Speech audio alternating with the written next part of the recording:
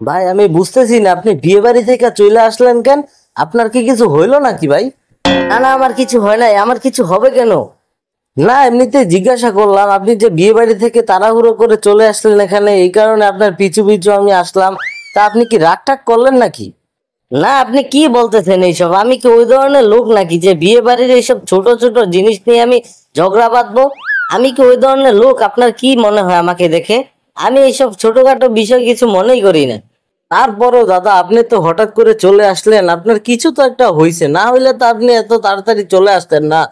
বলেন, আপনি আমার কাছে সবকিছু খুলে বলতে পারেন, আমি কাউকে কিছু বলবো না। শুনি তো আপনার কি হয়েছে, দেখি আমি সমাধান করতে পারি কিনা। তো শুনেন, আমি আপনাকে বলি, আমি ওইরকম ছোট লোক নই। আপনি আমার কথাটা একবার বুঝুন। বরের যে বাবা, সে আমাদের পাঁচজন আমরা বসেছিলাম, আমাদের কাছে আসলো। আমার ওকে পরিচয় দিতেও এখন লজ্জা হচ্ছে।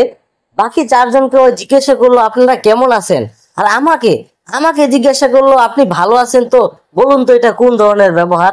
আমার সাথে এই ধরনের ব্যবহার করাটা কি তার ঠিক হয়েছে? আপনি বলেন একবার। তো এটাতে কি হয়েছে? আপনার সাথে তো উনি আরো ভালো আচরণ করলো। না না, আপনি এটা কিভাবে বললেন? আমার সাথে ভালো আচরণ কিভাবে করলো? বাকি চারজনকে এক কথা জিজ্ঞাসা করলো, আমাকে জিজ্ঞাসা করলো আরেক কথা। এটা আমার মান সম্মানে লাগেনি, ইগোতে লাগেনি? পরে কি করলো আপনি সেটা শুনুন। আমি ভিতরে গেলাম, আমাকে ডাকছে, বলছে আসুন আসুন, চেয়ার ফাঁকা আছে। তো আমাকে বসুন কে বলবে? বসুনটা কি আমি বলবো? আমি এইসব ছোটখাটো বিষয়ে রাগ করি না দেখে আমি এখানে আছি, না হলে আমি কখন বাসায় চলে যেতাম। হালার পো হালাই কয় কি, হালার পো হালার কথা দেখে তো মন চাইতেছে আধা ঘন্টা ঘুইসাই হালারে দইরা। হ্যাঁ, তারপরে শুনি আপনার সাথে আর কি কি হলো। তারপরে শুনুন, পরশুদিন আমি বরযাত্রীতে যাব। আমার বাসে একটু সমস্যা হয় আর কি। আমি বলছি যে আমি গাড়িতে করে যাব। আমাকে গাড়িতে বসতে দিল তো দিল, ড্রাইভারের পাশের সিটে আমাকে বসতে দিল। আমি কি ড্রাইভারের হেল্পার নাকি আপনি বলুন? এগুলো কি মানা যায় আমার সাথে যে এই ধরনের আচরণ তারা করছে? তারপর ওখানে যাওয়ার পরে আমার সাথে কি করলো জানেন? সবার সামনে আমাকে জিজ্ঞাসা করে বললো দাদা সিগারেট খাবেন? এই আমি কি সিগারেট খাই এটা সে জানে না? আমি যে বিড়ি খাই এটা তো জানার কথা তার। এগুলো কোনো কথা আমার সাথে? মানে এরকম এরকম জিনিস আমার সাথে হচ্ছে না। মানে বিয়ে হচ্ছে আমি দেখতে পাচ্ছি না। মানুষজনকে আমি বললাম আপনি সামনে থেকে সরুন। সে আমাকে কি বললো জানেন? আমি তো পুরোহিত, আমি ছাড়া তো বিয়েই হবে না। তো তুই পুরোহিত হয়েছিস তো কি হয়েছে? আমি কি বিয়েটা করা দেখবো না? আমার কি এটার অধিকার নেই?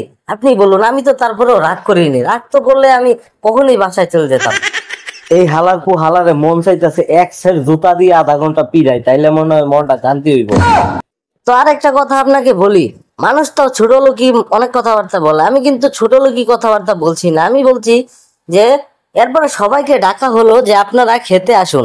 তো আমাকে বললো আপনিও খেতে আসুন। তো আমাকে আপনিও খেতে আসুন বললো কেন? প্রথমে আমাদেরকে বললো আপনারা সবাই খেতে আসুন, তারপরে আমাকে আলাদা খেতে খেতে আসুন বললো। এটাতে আমার কি মনে হয় যে আমি ওদের থেকে আলাদা? আমাকে কি মনে হয় আমি কি ফকিন্নি যেখানে খেতে আসছি আমাকে আলাদা ডাকতে হবে? এগুলো কি মানা যায়? এগুলো তারপরও মেনে আমি আছি এখানে। আমি যদি ছোট লোক হতাম তাহলে কখন চলে যেতাম। পরে আরেকটা কথা, সে যে আমাকে খেতে নিয়ে যাচ্ছে, সে আগে দেখবে না ওখানে সিট আছে নাকি? যদি সিটটা ওখানে না থাকতো তাহলে আমি কি করতাম? কেন, আপনি কি তখন সিট পাননি ওখানে? আরে আমি তো ওখানে সিট পেলাম, কিন্তু সে যে আমাকে ডেকে নিয়ে যাবে, আগে সিটটা রেডি করে রাখবে না? যদি সিট না পেতাম তাহলে আমার মান সম্মানটা কোথায় যেত? আপনি একটু বলেন তো। এরপরে খাবার মাঝখানে কি হলো জানেন? আমি বলছি যে আমাকে একটু মাংস দে। আমাকে এক গাদা মাংস দিয়ে দিয়েছে। কেন, আমি কি এক গাদা মাংস খাই নাকি? এটা আমাকে অপমান করলো না তারা? এরপরে খাওয়া দাওয়া যখন শেষ হলো, সবাইকে দুটো করে মিষ্টি দিচ্ছে। আমাকে তিনটি মিষ্টি দিয়েছে। এরপরে বরের বাবা বলে কিনা ওকে আরেকটা মিষ্টি দে। কেন, আমি কি এত মিষ্টি খাই নাকি? এগুলো একটা কোনো কথা? আপনাকে এত আদর আপ্যায়ন করছে, এগুলো ভালো তো। আপনি তো ভুল বুঝছেন খামাখা। আদর আপ্যায়ন? তারা জানে না আমার সুগার আছে? তাহলে ওরা চারটা পাঁচটা করে মিষ্টি আমাকে কিভাবে দেয়? আমি কি বিয়ে বাড়িতে শুধু শুধু রেগে যাই নাকি? রেগে যাওয়ার লোক আমি? আমাকে দেখে আপনি বুঝতে পারছেন না আমি খুব ঠান্ডা মনের মানুষ? তারপরেও তো আমি কিছু বলিনি। অনেক কষ্ট করে রাগ কন্ট্রোল করে রেখেছি। অন্য মানুষ হলে তো এতক্ষণে বিয়ে বাড়ি ফেলেই চলে যেত।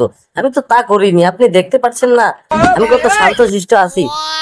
এরে হিজড়ার ঘরের হিজড়া, ঠুড়ে লাগাইছস লিপস্টিক, বিয়া বাড়ি যাইয়া তোরা আদর আপ্যায়ন করতেছে, তুই খামা খারাইয়া যাইতাছ।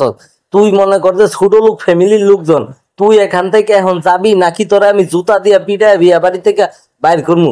আমি আসছিলাম, তুই রাগ টাগ করছস একটু সান্ত্বনা দেওয়ার লেগা। তুই যেই সব কারণে রাগ করছস, তোরে তখন মন ডাই চাইতেছে 1 ঘন্টা জুতা দিয়া পিটাই হালার পু হালা।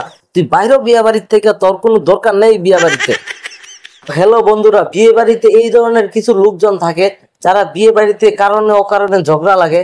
এইসব লোকদেরকে আপনারা বিয়ে বাড়ি থেকে ইগনোর করবেন, কারণ সংসারে অশান্তি এইসব ধরনের লোক থেকেই সৃষ্টি হয়। এরা হচ্ছে কি সমাজের এরকম একটা লোক, নিজের বাড়িতে শান্তিতে থাকে, এরা অপরের বাড়িতে অশান্তি করে। এই ধরনের লোককে আপনারা বিয়ে বাড়িতে কোনো পাত্তাই দিবেন না।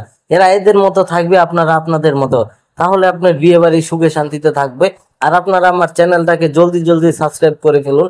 সামনে আরো নতুন নতুন ভালো ভালো ভিডিও আসতে যাচ্ছে, ওগুলো দেখার জন্য আমাদের পাশে থাকুন আপনারা।